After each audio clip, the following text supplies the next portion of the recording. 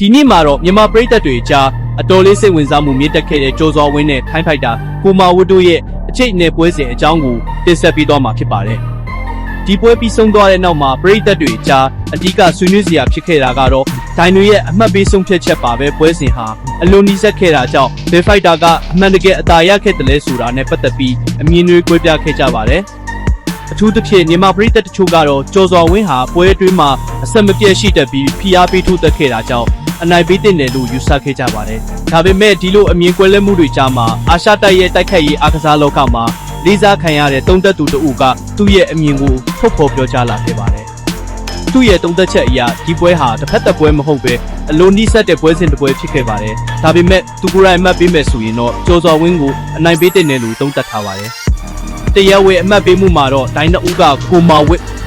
ကို29မှတ်18မှတ်နဲ့အနိုင်ပေးခဲ့ကြပြီးဒိုင်းတဦးတွေကသာကျော်စွာဝင်းကို29မှတ်18မှတ်နဲ့အနိုင်ပေးခဲ့တာဖြစ်ပါတယ်။ဒီနေရာမှာအရေးကြီးတာကပထမအချီမှာတော့ဒိုင်း3ဦးလုံးရဲ့အမြင်ကတူညီခဲ့ပေမဲ့ဒုတိယနဲ့တတိယအချီတွေမှာတော့အမြင်ကွဲပြားသွားခဲ့တာပါ။သုံးသက်သူရဲ့အမြင်အရဒုတိယနဲ့တတိယအချီတွေမှာကျော်စွာဝင်းဘက်ကအသာစီးရခဲ့ပါတယ်။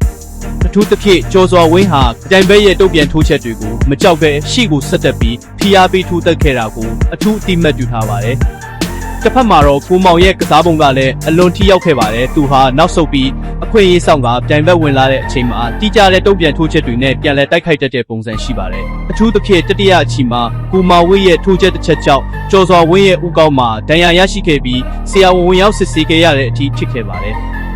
ဒီချက်ကလည်းအမှတ်ပေးရမှာအရေးကြီးတဲ့အချက်တစ်ခုဖြစ်နိုင်ပါတယ်။ဘာကြောင့်လဲဆိုတော့ပြိုင်ဘက်ကိုထိခိုက်ဒဏ်ရာရအောင်စွမ်းဆောင်နိုင်မှုဟာပွဲနိုင်ရှုံဆုံးခဲ့ရမှာအရေးပါတဲ့အချက်တစ်ခုဖြစ်လို့ပါ။ဒါပေမဲ့ကျော်စွာဝင်းဘက်ကလည်းဒဏ်ရာရရှိသွားပြီးနောက်မှာအရှိန်လျှော့သွားတာမဟုတ်ပဲဆက်လက်ဖိအားပေးပြီးထိုးတက်ခဲ့ပါတယ်။ဒီအချက်ကြောင့်ပဲသုံးသက်သူကဒုတိယနဲ့တတိယအချီတွေမှာကျော်စွာဝင်းရဲ့ဇွဲရှိတဲ့ဖိအားပေးနိုင်မှုနဲ့တိုက်စစ်ဆင်မှုတွေကိုပိုပြီးအသာပေးခဲ့တာဖြစ်ပါတယ်။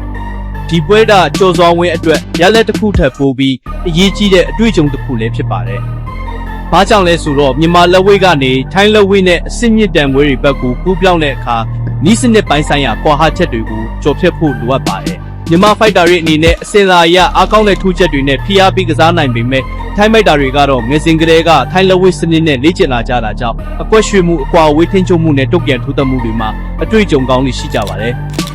ဒါပေမဲ့ကျော်စွာဝင်းကတော့ဒီကွာဟချက်တွေကိုရှော့ချနိုင်ဖို့အတွက်နိုင်ငံခြားမှာလေ့ကျင့်မှုတွေပြုလုပ်ထားတဲ့ဖိုက်တာတဦးဖြစ်တာကြောင့်အခြားမြန်မာဖိုက်တာတွေထက်နီးစနစ်ပိုင်းမှာတိုးတက်လာပြီလို့လည်းသုံးသက်သူကချီးကျူးထားပါတယ်။ဒီအချက်ကကျော်စွာဝင်းရဲ့အနာဂတ်အတွက်အလွန်ကောင်းတဲ့လက္ခဏာတစ်ခုပါ။အခုချိန်မှာ break သက်တွေကရလက်တပွဲတွေကိုကြည့်ပြီးကျော်စွာဝင်းရဲ့အရေးသွေးကိုဆုံးဖြတ်မဲ့စာသူ့ရဲ့တိုးတက်လာတဲ့ကစားပုံကိုပိုပြီးကြည့်တင်ပါတယ်။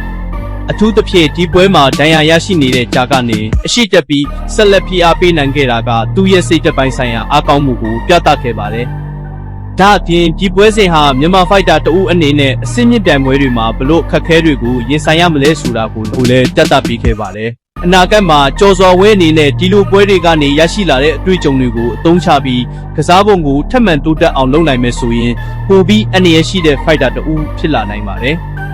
တကယ်တော့အလွန်နီးစပ်တဲ့ပွဲတစ်ပွဲမှာကိုယ့်ရဲ့အားသာချက်တွေကိုပြသနိုင်ခဲ့တယ်လို့ကိုယ့်ရဲ့အားနည်းချက်တွေကိုလည်းသိရှိခွင့်ရခဲ့တာကကျော်စွာဝင်းအတွက်အနာဂတ်ပွဲတွေအတွက်အရေးကြီးတဲ့အတွေ့အကြုံဖြစ်လာမှာပါ။ဒါပေမဲ့အခုချိန်မှာအရေးကြီးဆုံးကတော့အချိန်ပေးပြီးဆက်လက်အားပေးဖို့ပါပဲ။